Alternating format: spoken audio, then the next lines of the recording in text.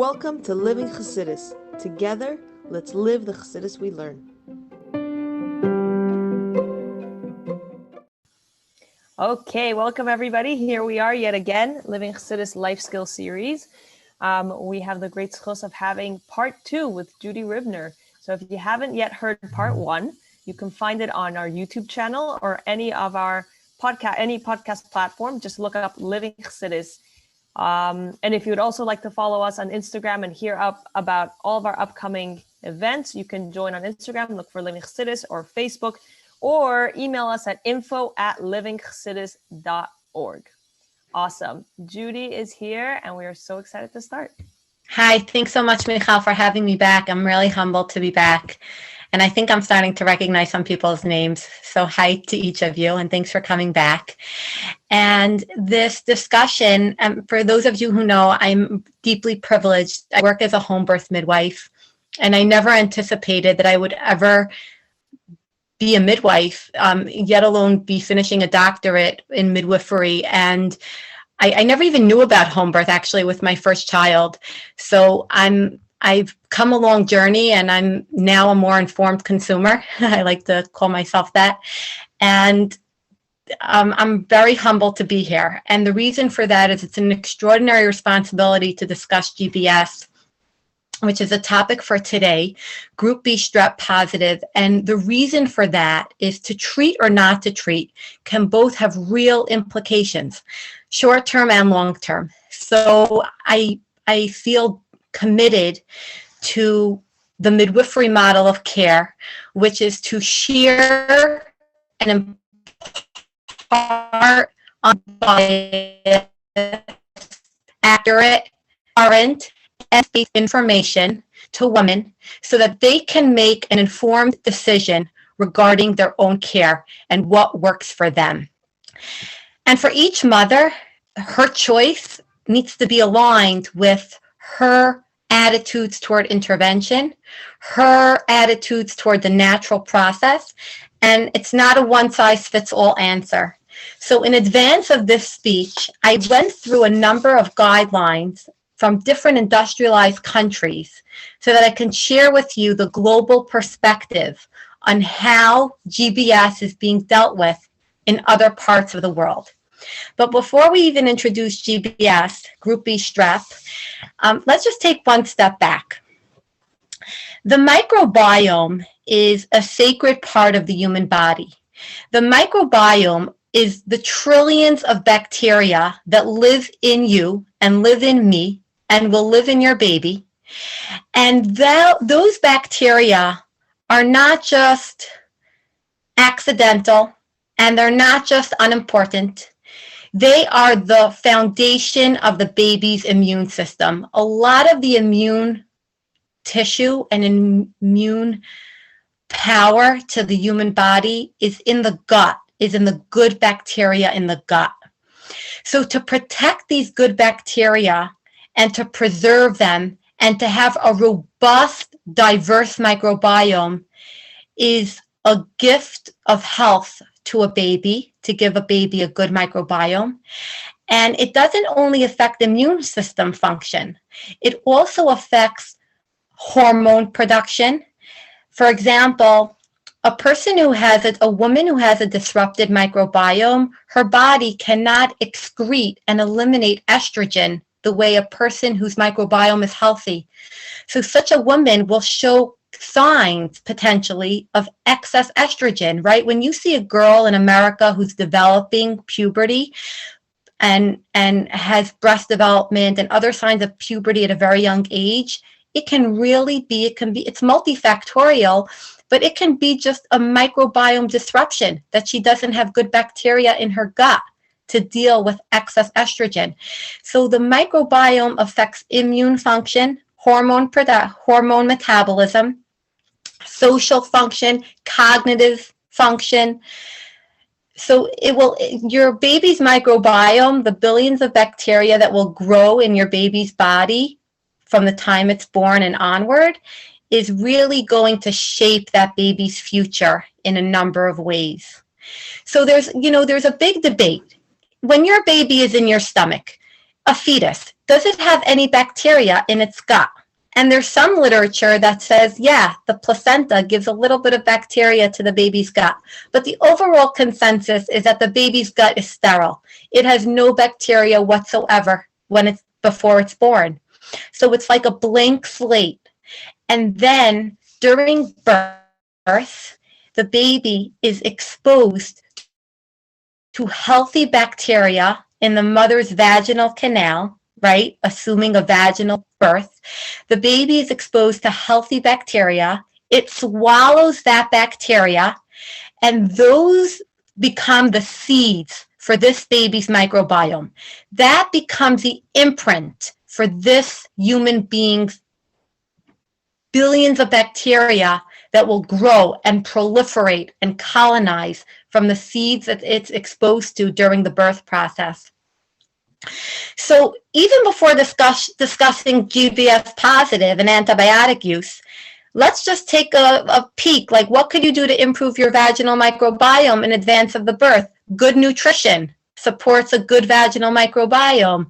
If you choose to have a vaginal exam during labor and you make that choice, not use, to avoid the use of commercial lubricants. I just did a vaginal exam on a mother during labor because the mother wanted it. She wanted to double check that she was really fully dilated, or if we needed to lift up. She wanted to birth her baby already. So the question was, is she fully dilated and she can just push, or should we lift up that little bit of remaining cervix so that she can birth the head through it? And she wanted me to check her, and I checked her, but I didn't use any lubricant. Right? Because to introduce a baby to artificial ingredients that I can't even pronounce or read, even though my first language is English, to have those chemicals as the foundation of a baby's microbiome is a disruption. Is using avocado oil a better option? Certainly. So in that scenario, I used nothing because there was a lot of secretions and a lot of body fluid already, so it didn't affect her comfort level to use anything. So I just checked her without anything. But that's for sure one easy way to protect and preserve your vaginal microbiome and subsequently your baby's microbiome. But let's discuss that ever since 2002, in the United States, there became a routine. And that routine was that every single pregnant mother was started being swabbed vaginally and rectally at the end of the 8th month, early 9th month, for a germ called Group B Strep. And that's a germ that lives in the mother's body, can just live there and not cause you any symptoms for decades. That's a germ that can be transient. It could come and it can grow. It's an organism that it can do nothing in your body and it's totally part of the normal flora, but it can also cause a problem to a newborn baby. And in a very small percentage of babies, and I'm going to give you those exact percentages in a minute, in a very small percentage of babies, that microorganism, GBS, was found to be deadly. And some of these babies who were born with it, who got sick, recovered, but some of them suffered very serious consequences. So it became routine that every single pregnant woman should be swabbed in the United States since 2002, and every single person who tests positive for GBS gets antibiotics IV during labor, ideally for at least 4 hours before the birth. And the antibiotic of choice in the United States is penicillin or ampicillin. And other countries, though, aren't doing that. So let's talk about why yes and why no. So ACOG, I'm going to quote ACOG now. ACOG is the American College of Obstetrics and Gynecology. ACOG is the authoritative professional organization in the United States of America when it comes to pregnant women and it comes to obstetric care. ACOG sets the standard for obstetricians. Now, I'm not an obstetrician. I proudly identify as a midwife. So my professional organization is not ACOG. My professional organization is ACNM, the American College of Nurse Midwives. And I'm going to share with you, before we look at other countries, I'm going to share with you what ACOG says and what the standard of care is for midwives, what ACNM says. And in this circumstance, they're very similar, but I'm going to share them both with you. So ACOG just came out very recently, last year, and changed the guideline. And they said, instead of swabbing every mother at 35 weeks, which is 5 weeks before the due date, you should rather start swabbing mothers at 36 weeks. So this is very new. Mothers should not be swabbed before 36 weeks. They should be swabbed between 36 and 37 weeks and 6 days. So somewhere between 36 weeks and almost 38 weeks. And they recommend doing a vaginal rectal swab, which means the swab should go inside vaginally and the swab should go past the anal sphincter. The swab should go internally rectally for the mother. And they recommend, like we said, any test that comes back positive, that mother should be treated. And ACOG says, what happens if you don't know the mother's status, right? A woman shows up to labor, booming labor, she's 37 weeks and 3 days, she hasn't been swabbed yet, she has no idea if she's GBS positive, no idea if she's GBS negative, she is not, should we say she's at home, should we say she's in the hospital, whatever setting, she has an unknown GBS status. ACOG says that for such a mother, you should treat her based on risk factors. And what are those risk factors? You should give a mother like that antibiotic if she has a fever of 100.4 degrees or higher, if she's going to be having a preemie, a baby before 37 weeks. You should give her antibiotic if she had a previous baby who was sick with GBS disease. And you should give her antibiotic if her water has released for at least 18 hours or more. They consider a woman to not have membranes intact, like the waters to have broken for more than 18 hours, to be a risk factor. And therefore, a mother who has any of those risk factors, even if we don't know if she's GBS positive or GBS negative, she should be treated with antibiotic. That's ACOG's current recommendation. Now, I want to mention that, you know, they warn, and I want to share this with you, ACOG warns that if you take a swab and you subject that swab to very high temperatures, you might get a false negative on the swab. And I've personally witnessed this. You know, I've been in different clinical settings, and I made an observation that in one particular setting, nobody has GBS positive. Like, how could that be? All these moms are just GBS negative. And what I've noted, and what I'm thinking now, is that it was in the summer, and the swab was left out for pickup in the heat all day long. And I question if those false negative tests are a result of mishandling of the specimen. So you have to really think, are you using a reliable test? And is this test being transported and cared for in a reliable fashion in order to get reliable results? But that being said, ACOG says that between 10 and 30% of women are GBS positive. So that means about 1 in 5, right? Between 10 and 30% means on average 20%. So it's about 1 in 5 mothers are GBS positive. And they say that the risks to the baby, and they give very high numbers compared to other guidelines, they state, and I'm going to read it straight out of ACOG, and by the way, you can Google all this afterward. You can go to the American College of Obstetrics and Gynecology and put in prevention of Group B Strep in newborns, and see what guidelines come up. You know, I have a membership with ACOG, so I don't know what's available only to members versus what's available if you don't have a membership, but you can Google a lot more information than what you may realize.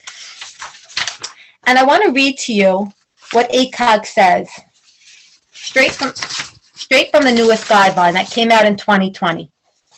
They state that about approximately 50% of women who are colonized with GBS, which means 50% of mothers who have GBS positive will transmit the bacteria to their baby. So if you're one of those 1 out of 5 moms who are GBS positive, you have a 50% chance of giving that bacteria to your baby. Most babies will be fine if they get that bacteria.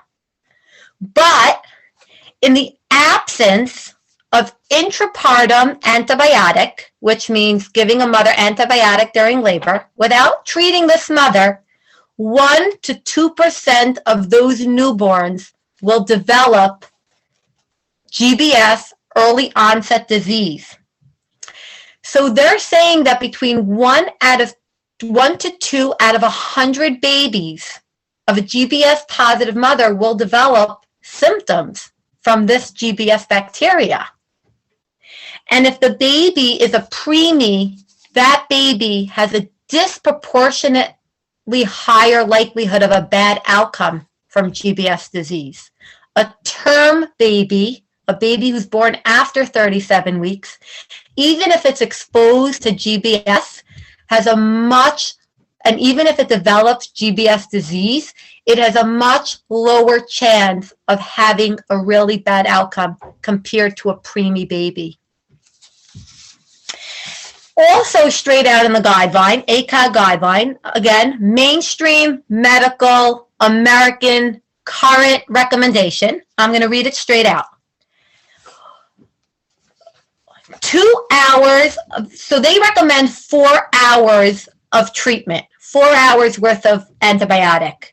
But they state 2 hours of antibiotic exposure has been shown to reduce GBS vaginal colony counts and decrease the frequency of neonatal sepsis. So they're stating that 4 hours is the ideal amount of treatment, but 2 hours worth of antibiotic has also been shown to be effective, not as effective as 4 hours, but it has been shown to be effective. So that's like a less interventive approach. If you're choosing to treat your GBS, then 2 hours may be a different approach to doing 4 hours. You may consider that. I'm gonna though talk about what ACNM says. So American College of Nurse Midwives, firstly, can I just mention something before I even talk about the American College of Nurse Midwives? When I was trained that mothers should self-collect the swab. They can self-collect it. That means you give the mother the swab and you tell her, this is how you do it. You can do it in a bathroom, and then hand me the swab. And to me, you know, I love knowing that that's a reasonable strategy. So far, every single mother that I've offered that to has taken me up on it. They swabbed it themselves, right? It's a private part of the body. Why should a woman need to be swabbed there by another person, right?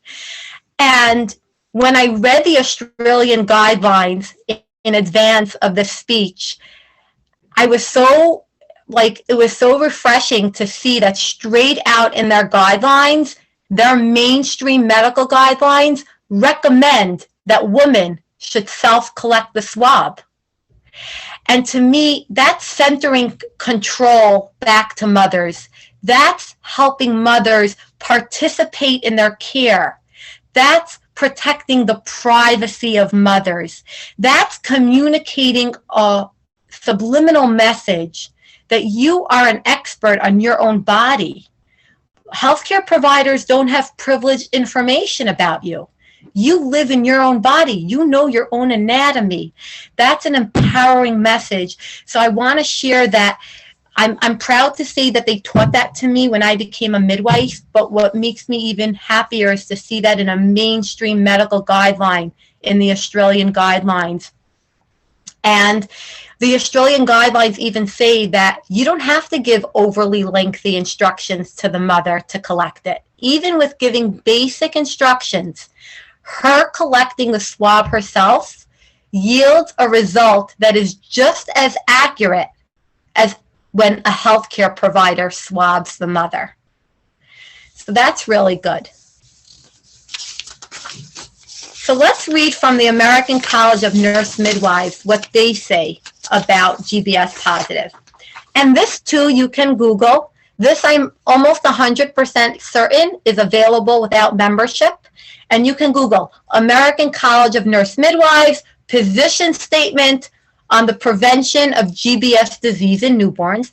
And by the way, the American College of Nurse Midwives has a lot of interesting position statements that you might find interesting, like what's the midwifery approach to a mother whose water releases before labor and she doesn't have labor? Do you induce such a mother, or do you wait for labor to kick in by itself? So if you look at the American College of Nurse Midwives website, you'll see a whole long list of position statements on different clinical scenarios on what they encourage so that you can become familiar with what midwifery stands for. So this position statement, and I printed it out, this is what it looks like. And this ACNM position statement says, through a process of shared decision-making, midwives should provide unbiased information. So the midwifery model encourages that the woman should participate in the decisions regarding her care. I mean, who's going to live with the decision and the consequences of treatment or no treatment? Who's going to live with that decision? The mother and her baby. So who should be making that decision? Who should be involved in that process? The mother, of course, right? That should be the premise of all clinical decision-making, barring life-threatening emergencies. All clinical decision-making should be predicated on the shared decision-making model, where the mother shares her preferences, her values, her concerns, her goals, her philosophy, and the midwife or the provider shares the evidence, the research, and the clinical recommendation. And then together they can make a decision that's individualized and meets that mother and that family's needs. That's what shared decision-making is about. So midwifery supports shared decision-making for GBS treatment, which means they recommend treating it. They recommend following ACOG's guideline for this and treating all positive mothers, all GBS positive mothers. But they also say that there are families that are going to be concerned with the use of antibiotic because of the long-term health ramifications of the use of antibiotic, such as allergies in the infant and other chronic health conditions. And ACNM states that mothers should be aware that screening for GBS is not recommended in all industrialized countries.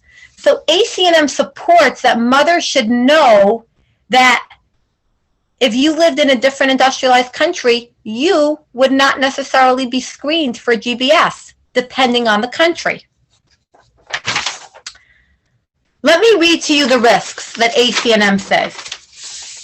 They state that before GBS was treated routinely, 1.7 out of 1,000 live births, there was really bad outcomes for babies. But because we've started to treat GBS routinely in positive mothers, they're stating that it fell. Instead of 1.7 out of 1,000, it went to 0.34 out of 1,000. So they're seeing an improvement in outcomes, in the short-term outcomes, with mothers who were treated. And that's why they support treating it. What they do mention is that we need more research. Like, how does it affect the baby if the mother's GBS positive and she's having a vaginal exam and her water's released? How does it affect the baby's risk for GBS disease if the mother is internally monitored with an internal fetal monitor and she's GBS positive? How does it affect the baby, the risks to the baby, if a GBS positive mother has her membrane swept? How does it affect the risks to a baby of a GBS mother if the mother's being induced with a mechanical object to ripen her cervix? ACNM says that all of these factors can potentially affect the risk for GBS disease in the baby. So more research is needed. So, you know, for myself, you know, when I think about looking at data and trying to extrapolate it in a rational, scientifically sound way, you have to consider, where is this data coming from? When we say that 1 to 2 out of 1,000 babies have a really bad outcome from GBS,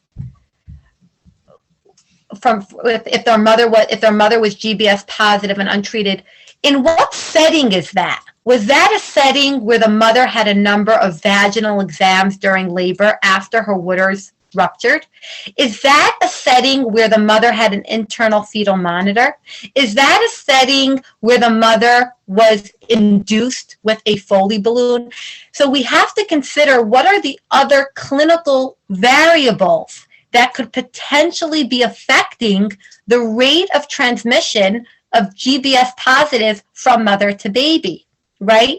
Let's say in a home birth setting where vaginal exams are hopefully kept to a minimum, if at all. What about in a home birth setting where you don't have the possibility of internal fetal monitoring? Are you changing the risk profile? Are you able to say that a baby born to a GBS mother in such a setting has less risk than in a setting where there's an internal fetal monitor and where there's a lot of vaginal exams? ACNM says we need more research on that. So that's a curious question that we need to put out there. So let's talk about what they're doing in England, right? And I just told a prospective client, a client of mine, you know, she asked me, like, would you be uncomfortable, like, do you feel safe to not treat GBS? She's like, my labors are usually 2 hours long. And I said, you know, the entire country of England is doing that. They're not treating GBS. They're not even swabbing you for GBS. And they wouldn't treat you if you had a 2 hour long labor and your baby wasn't premature and you didn't have a fever. So when you look at other industrialized countries that have better outcomes than we do, both for mothers and for babies, England is such a country, Australia is such a country. Unfortunately, there are many, many, many countries that have better outcomes than we do, both for mothers and for babies. So looking at them for another perspective is completely reasonable and is completely, it's not just reasonable, it's enlightening. It gives you a global perspective. It gives you an opportunity to be less interventive while having good science to back it up.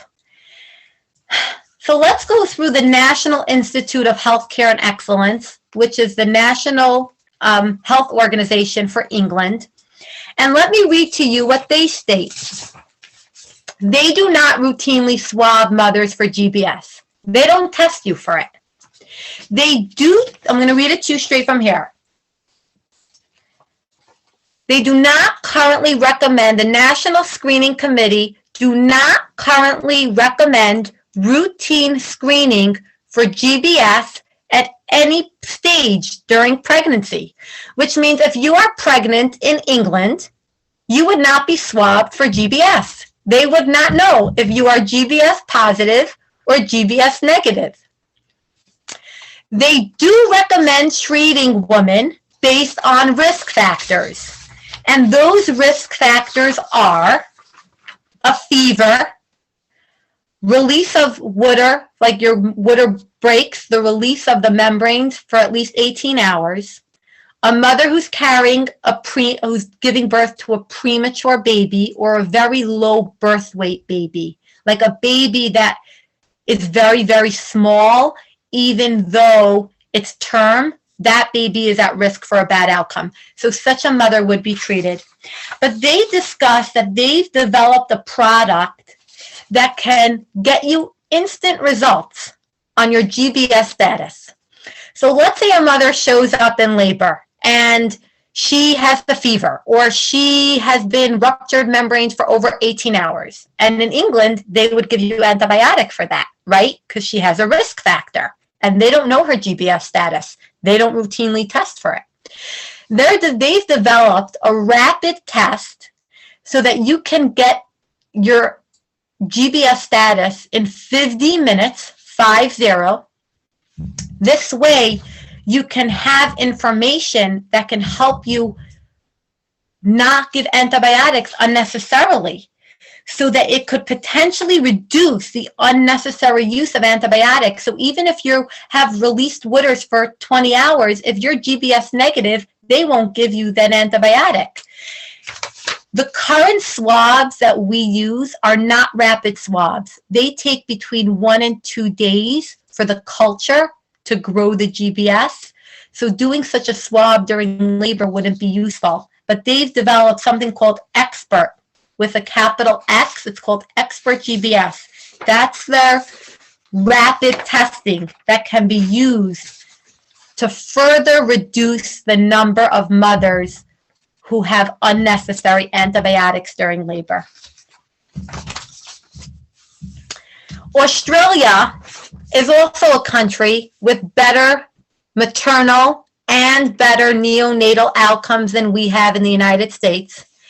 And, you know, I've traveled out of state and I've traveled internationally to observe birth in other countries.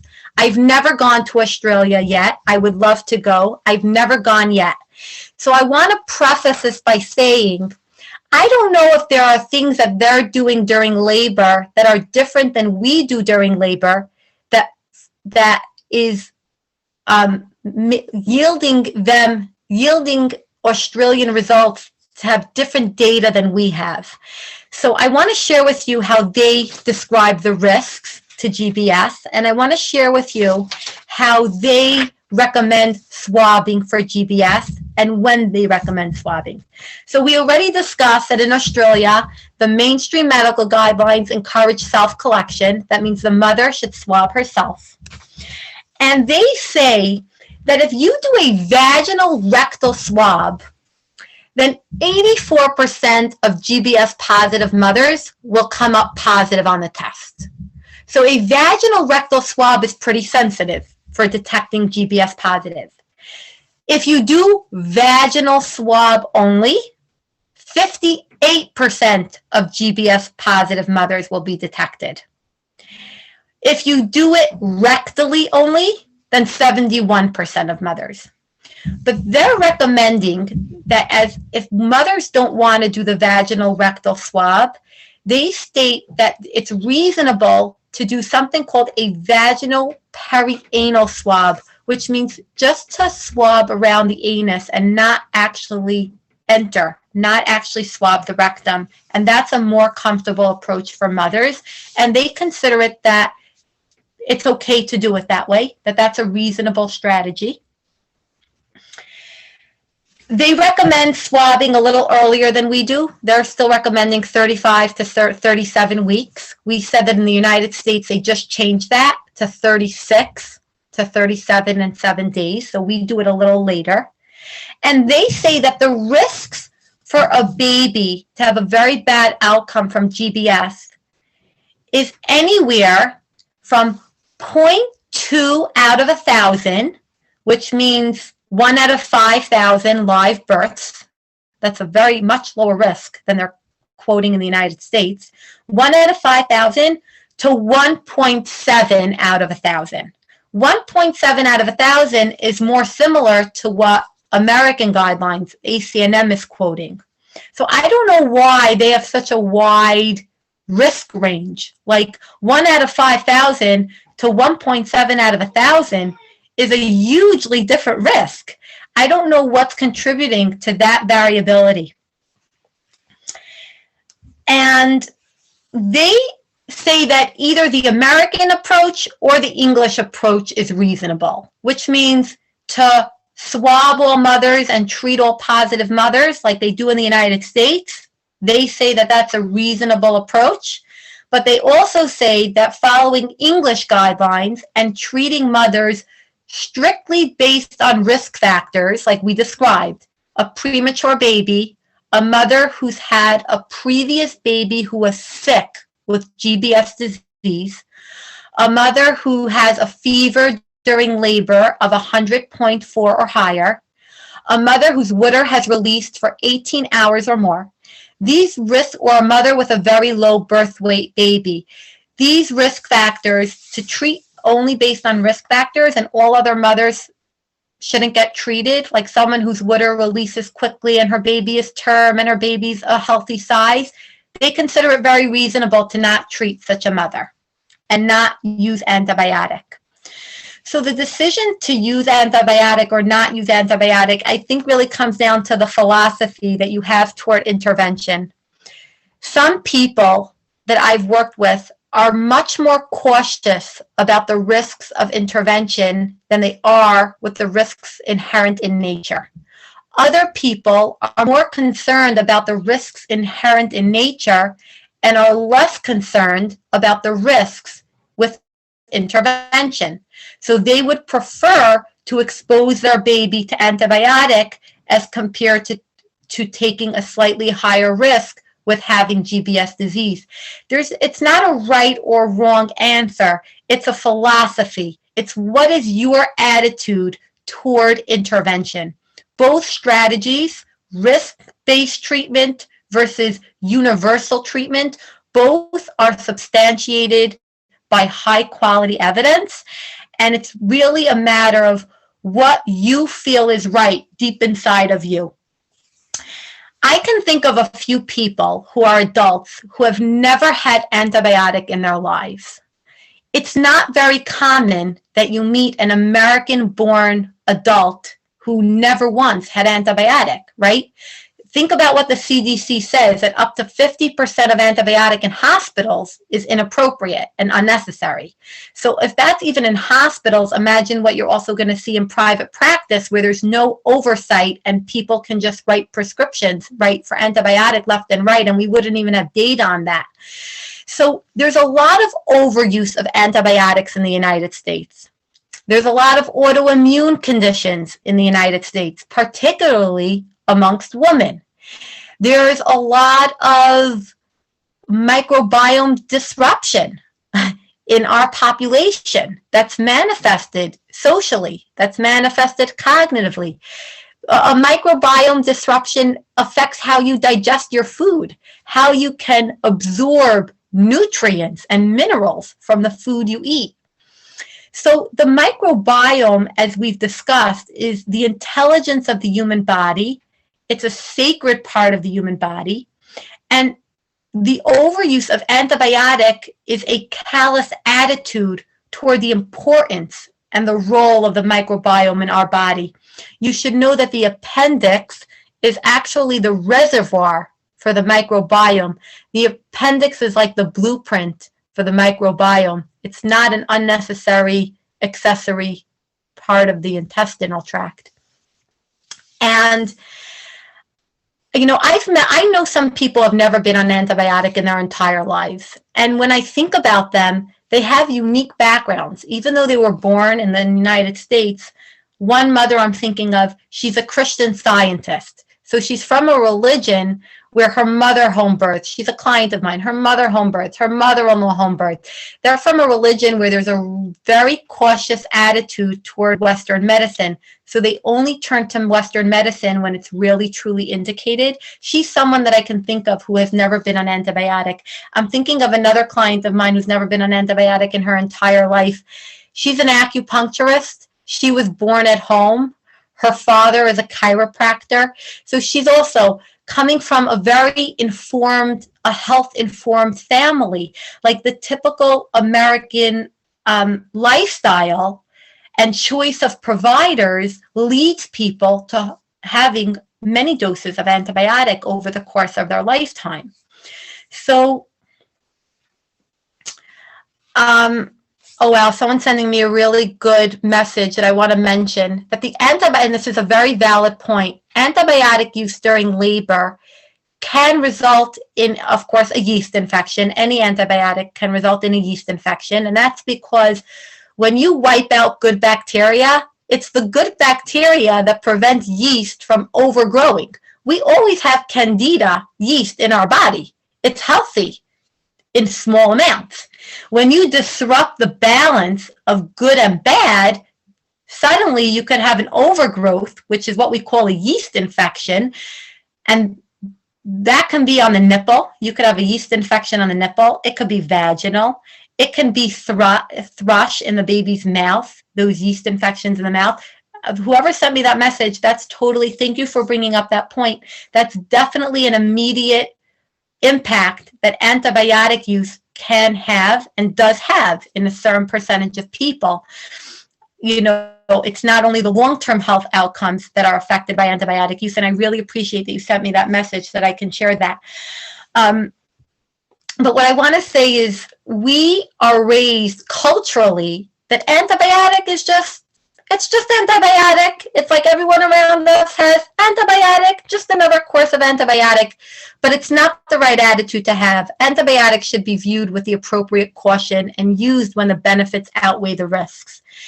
ACOG says that a lot of people consider themselves penicillin allergic, and they're not really penicillin allergic. So if a person thinks that they have a penicillin allergy, and they're going to choose to get antibiotic during labor, or they're going to be in a situation where the risks, the benefits potentially outweigh the risks, like what if they develop risk factors and they want that antibiotic? If you're penicillin allergic, rather than just getting a broader antibiotic, another approach is to go to an immunologist who can do skin testing. Many of the people who think that they're penicillin allergic are not necessarily. It could be that they grew out of the allergy and the allergy used to be present and no longer is, or it could be they were never really allergic to begin with. And there's a way even to desensitize yourself to penicillin allergy. So if somebody is going to get treated, working with an immunologist in advance so that you can get penicillin at least and not need to get a broader antibiotic that will wipe out even more of your microbiome, but being able to use a more specific, more narrow antibiotic is the best approach if possible. They also mention that there's another approach to treating GBS, and that's called a chlorhexidine wash. Has anybody heard of it or seen it? It's like a medical grade antiseptic solution. It's used in surgeries. It's used in the medical context. It's used medically in other contexts. And ACOG says, though, that the research has shown that using it vaginally, like rinsing the mother's vaginal canal with chlorhexidine, has not been shown to reduce bad outcomes in babies.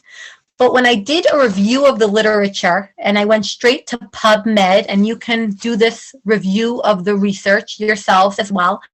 If you type in PubMed, P-U-B, like boy, M-E-D, and that's a government-backed research database with a lot of research articles. And you know, I use that I use that database a lot for my doctoral project now. It's a very robust search engine. And really, the definition of current research is anything that's been published in the last 5 years. In an academic setting, that's the definition of current. So I did a search of the literature, and I couldn't find a study that could support that using chlorhexidine is evidence-based, that it's a strategy that can improve outcomes. I found one study, and it's called Vaginal Disinfection with Chlorhexidine During Childbirth, but I want to publicly say that it was published in 1999, so that's not considered current. And what this study did show is that using a squeeze bottle was a simple, quick, well-tolerated approach that improved outcomes. Using a squeeze bottle of chlorhexidine, they took over 1,000 women during labor, and they gave some mothers a squeeze bottle of saline solution, like a placebo, and they gave other mothers chlorhexidine, and they compared outcomes. How did it affect babies born to mothers of chlorhexidine wash versus babies to mothers born with the saline wash? And they found that it improved outcomes. So I'm just putting that out there, but ACOG says it does not. People have asked me about using garlic. You know, the first thing I want to recommend, that maybe it's radical in this part of the world, and if it is, then please forgive me for recommending it, and then don't take this recommendation seriously, because it might be radical, so I want to share that. I don't see this in the literature. But what might be radical is to just retest yourself before closer to labor. GBS is a transient an organism, meaning sometimes it stays and stays, but sometimes it comes and goes.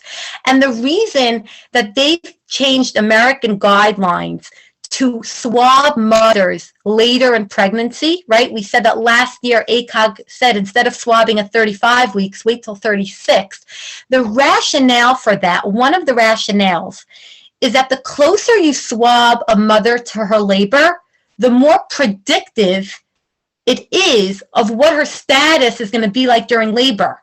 And if you think of that rationale, then to me, it's not so radical to say, 1 minute, swab at 39 weeks, see what comes up. Are you still GBS positive? But it's not supported in the literature, and I want to say that. It's not supported by any guideline. The guideline is you swab once. If it's positive in the United States, you treat. You don't wait and re-swab. But I'm just putting it out there that maybe that feels right for some people. And, you know, people have asked me about using garlic. You know, garlic is really potent. Garlic is a natural antimicrobial. Garlic it can burn you. I mean, like, it does things. So it's not like just putting like a piece of chocolate inside the vaginal canal. Like a piece of dark chocolate would be much more neutral than putting in a piece of garlic, right? Imagine like cutting open a piece of garlic and putting it on a cup. It would really burn. It's like stronger than an onion in certain ways. So garlic has really strong properties to be antimicrobial. Is it reasonable to say, okay, I've tested positive for GBS. I want to use garlic to try to kill it and clear it out and then retest? I wish I had literature to support that. I don't have literature to support that. I'm just sharing it as a curious question because I've been asked that question. So I'm just putting the question out there. It's an interesting question. It's creative, you know. Sometimes I do want to tell you, sometimes guidelines are set based on cost effectiveness, which means that if the total cost of retesting all mothers who are GBS positive outweighs the cost, the financial cost of giving antibiotic to all GBS mothers, that could sometimes influence guidelines. Not always are guidelines set just by what's going to optimize health. Sometimes it's a cost analysis of which one is the cheaper approach and I understand that on a population level that might be the right way to doing things, but on an individual level, I wouldn't tell you that your care should be guided by what's cheapest. I would recommend that your care should be guided by what's going to optimize you and your baby's health. So it's possible that the reason we don't retest all mothers who are GBS positive, that the reason we don't retest them as it gets closer, maybe it's just not cost effective. I don't know. It could be that. I don't know.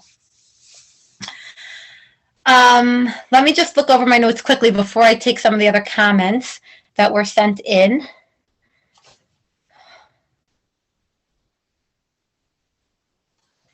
Oh, I should mention, by the way, that this is interesting, and I don't know why it is, but it might have to do with temperature again.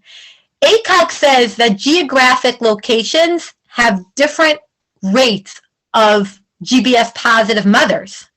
It varies. They say it's 10 to 30%, but it varies by geographic location. And that's what gets me thinking, does it have to do with what they mentioned, that if the swab is exposed to high temperatures, you'll get a false negative, which means the test will come back negative even if you're really positive. I question if maybe in hotter climates, the test, like I described in the summer, is just coming back with a false negative, because the Australian guidelines mention that how common is it in Europe to be GBS positive? 6.5% to 36%. That's how common it is to GBS positive. Okay, the floor is open to questions. Thank you so much for listening. The floor is open to questions. What are some of the questions? Let me first go to the chat. Yeah, so this time I don't have, I have a comment saying, thank you, this is awesome. I don't have so many questions. If anybody has questions, they could submit them to Living Chassidus, and I will read them out loud for Judy. Sure. Does anybody, does anybody want me to mention Australian guidelines? They're called Australian Government Department of Health. That's the organization that I was reading straight from. It's from their Department of Health. And I do not have membership with Australian guidelines. I'm not part of their professional organization. And I was able to get these guidelines from the Department of Health website directly. So just so you should know, they're available free of charge, no membership required. You know, when I just want to mention that when you think of antibiotic treatment, should the gender of the baby play a role in your decision? Like we described, that hormone metabolism is affected by the baby's microbiome. So should a baby girl, should you be more cautious with antibiotic use if you are carrying a female fetus, right? Who you want her to be able to metabolize estrogen properly? Should you be more cautious? I don't know enough about male hormone metabolism and the microbiome to be able to answer that question. Because I'm specialized in women's health, I can tell you how estrogen is affected by the microbiome, but I don't know how male hormones are affected, so I'm not able to answer that question. Okay, so let me go through some of these questions. So what is an effective alternative protocol to treat GBS? That's the $1 million question. I love it. The alternative protocol, I would say, is to treat by risk factors, because that's what they're doing in England and other industrialized countries, which means you only give antibiotic if a mother has one of those 5 risk factors that we've mentioned. You don't just give a mother antibiotic. You don't just screen routinely. You don't treat routinely. And then I mentioned like the garlic and the chlorhexidine, but I don't have research to substantiate that. So I just put them out as curious questions. And I also mentioned that ACNM says we need more research about does doing vaginal exams during labor once the wood are released, how does that affect the likelihood of having a GBS diseased baby? You know, that's a question you need to ask. And if you're GBS positive, I would say it's more than reasonable to be avoiding such vaginal exams. Absolutely. That would be a very basic preventative strategy. and internal monitor they mention. They mention dilating the cervix like with a Foley balloon. All of these, avoiding intervention, ACNM is mentioning you have to really know how does it impact the risks for the baby for GBS. Can a doctor force a mom to take antibiotic? So women in the United States, according to ACOG, have the right to refuse even life-saving intervention.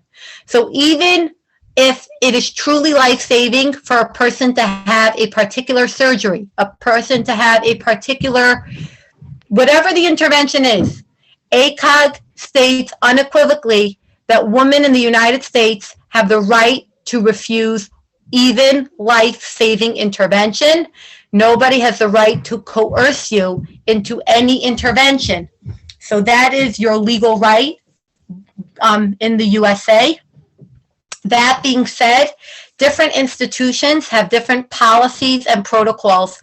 And a good person who would know the differing policies in different hospitals would be a doula who's well seasoned in different hospitals and who has seen different institutions have different policies. In some places are more strict with babies who didn't get treated. They may want to isolate that baby in the NICU and observe it. I don't know why they can't observe it near the mother. In some places, they'll be less strict about that. So you may want to look into your if you're choosing to have a baby in an institution, and this is going to matter to you, you may want to look into that institution's protocols around your choices. How will that impact the way they're going to give neonatal care? And when it comes to refusing things for neonates, that's a little bit trickier and a little bit dicier. So I don't want to go there. But I would recommend that if you're choosing to give birth in an institution, to make a very informed decision so that you're in an institution that will support and respect your preferences as the mother. Can I explain what somebody's asking me to explain what a stress test is. It's not related to the topic. Do you forgive me if I don't deviate to that, even though it's an important and good question? But please forgive me that I don't bring that up right now. Is probiotics effective? When it comes to probiotics, it's a more involved discussion. There's better quality probiotics and lesser quality probiotics. And a good quality probiotic has a lot of different strains of microorganisms. A good quality probiotic is organic. A good quality probiotic also has soil-based organisms and organisms that can withstand, if you're taking it orally, they should be able to withstand the acid in the stomach so that they're not just destroyed in the digestive process. Not all probiotics are created equally, so I want to put that out there. Can probiotics be effective? There are definitely midwives who recommend it. So it might be. I don't know. Okay, that's a really good question. Why is the swab being done vaginal rectally? Why can the concern for fecal contamination during the birth process, I believe, is the rationale for why a woman is swabbed rectally, even though Australian guideline says you can just swab around the anus. But I think the concern is that if the mother is colonized rectally, then if there's any fecal matter that's expelled during the birth process and comes in contact with the baby, that could create an issue. Why you can't just keep it away, I don't know. You know, I'm going to say something that a mentor of mine once told me. She was speaking at an ACOG conference, and she wanted to tell them this, but it was too radical to say at an ACOG conference. So I'll just say it right here because this is a safer space. She's like, all the fecal stuff needs to be in the baby's face. That builds a healthy microbiome. Then these babies won't need fecal microbiota transplants when they get older, right? Have you heard of the fecal microbiota transplants that children who have autism or children who have different disorders are being given donated feces from other people in order to build their microbiome and rehabilitate? their microbiome. She's like, we wouldn't need to be turning to fecal microbiota transplants if we would stop sanitizing birth and we would just let birth happen the way it was designed to be. So she couldn't share that at an ACOG conference because that was too radical. So I'm sharing that here instead. Yeah, where does GBS come from? It's a normal bacteria. I don't know. I might be GBS positive right now. I wouldn't know. All of us might be GBS positive right now. We wouldn't know. It wouldn't give you, it typically doesn't give people symptoms. It could cause a urinary tract infection. It could cause it could cause things in a mother's body. It could during pregnancy beyond GBS disease in a newborn. But typically it's completely asymptomatic, which means you don't even know that it exists. That's how it typically is. Somebody's asking me a wonderful question. I love you. What's your name? Shterna Sarah. She tells me I don't have to answer this question because it's personal. Firstly, I really appreciate that you're not putting me on the spot. How am I still thinking so holistically? I don't know how I'm corrupted. I like to think of myself that way. It's a really good question, and I attribute it to, it's a number of factors. I was raised very differently than a typical American person. So I'm coming with a big advantage in that regard. It's multi-generational for me, some of these values. I've had my own experiences in the system. So maybe like as when I was observing certain clinical scenarios, I had certain perspectives that I knew were different than the people around me. But I had really good mentors that I was able to reach out to and support me and guide me so that I can be grounded in the values that I hold very strong and not get swept up, with other paradigms of thought. To this day, I hope I'm authentically holistic, the way I like to describe myself as. And part of it is also realizing that we don't control nature and that there's inherent risks to nature, and that's way beyond pregnancy, birth. There's an inherent risk to being alive. And when you accept that inherent risk in living, then I think that, and you escape the death phobia that permeates our society, then I think you're able to look at guidelines and recommendations in a more rational way and from less of a fear-based way. My other answer might be, it could be going, finishing a doctorate and having that understanding of research where I can critically appraise the evidence might have also helped me, but I don't know. I like to attribute it to the mothers that I work with who are amazing and who keep me on my toes to push me. Like, what's the best way to eat an egg that it preserves the nutritional content? A mother of mine just asked me, and I didn't know that. I had to go look that up. Like, I love it. Where do you get Rogam that's the pure versions of Rogam, like Winrow and Rofalac? I went and found out. So, my mothers really teach me so much. I have to give them tremendous credit. I'm very, very blessed. Any other questions before we go? Where does GBS come from? Yes, it's natural to mothers. In some mothers, yeah, it's natural to just some mothers. Yeah, that's the answer. It's natural to some mothers. It doesn't mean you're ill. It doesn't mean you have a compromised immune system. It's natural to some mothers. That's correct. Okay. Sure. In regards, I see a question here about not the percentage, but what is the danger of GBS for a baby? Like, here we're trying to make an educated decision. Is this, dangerous as crossing the street? Is it dangerous like flying? Like, what is it? How does it affect the baby? I love it. There's a wide range, and it can be from mild GBS disease that the baby can readily just be treated with antibiotic if it shows symptoms and be okay. And it can range to very severe meningitis and even death.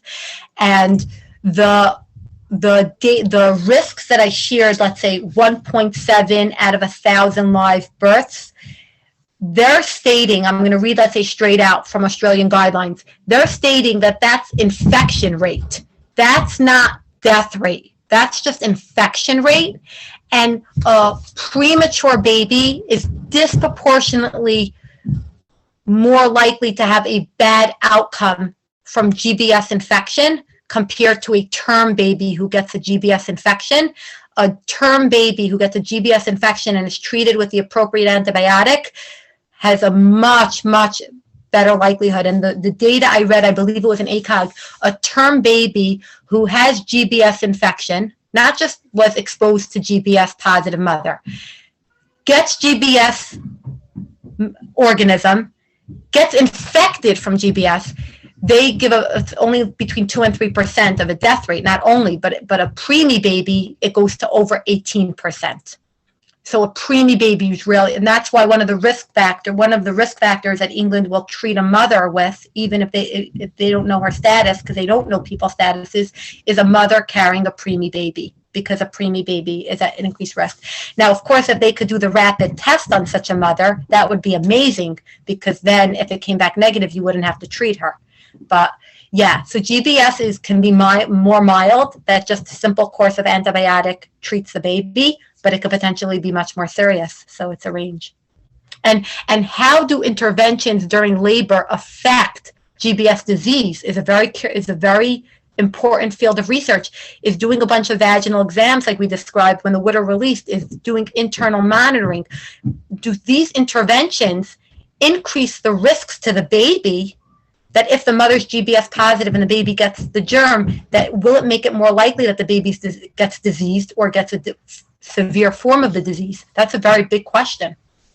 You know, I'm coming from the perspective of home birth, where it's a setting that's, you know, less interventive in general, specifically a home birth that I attend. So it's with variables that are different from a hospital setting where the risks can be potentially increased. I don't know. The data that this is drawn from, these risks that I quoted, are not drawn from home birth. They're drawn from the general population. And in these countries that I quoted this data, the overwhelming majority of mothers do give birth in a hospital. So it's mostly drawn, if not exclusively drawn, from hospital deliveries.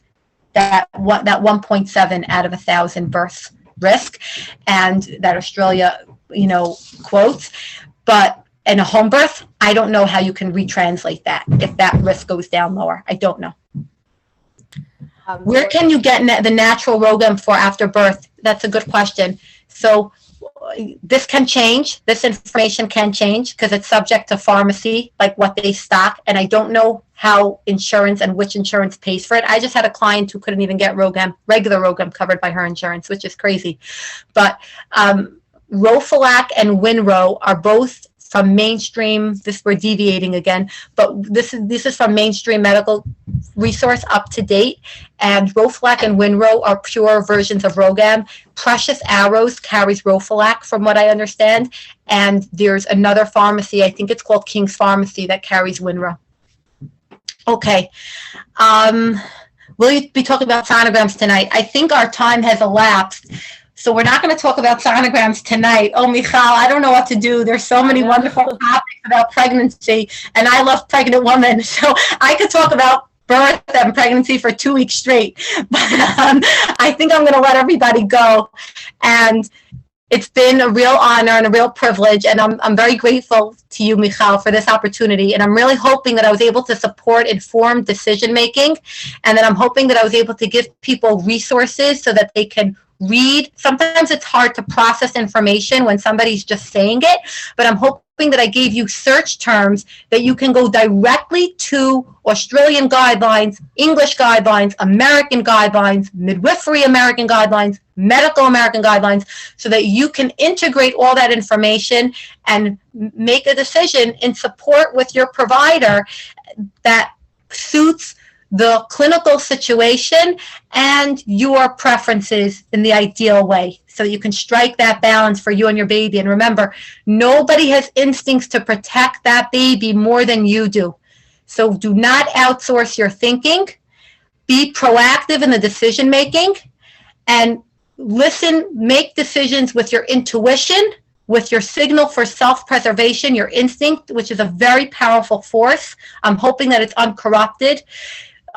and hopefully you didn't get socialized out of it, but mothers have a very powerful instinct to protect their babies. Make it with your intuition and your intellect. Do the necessary research, because once you give antibiotic, are there ways to mitigate it?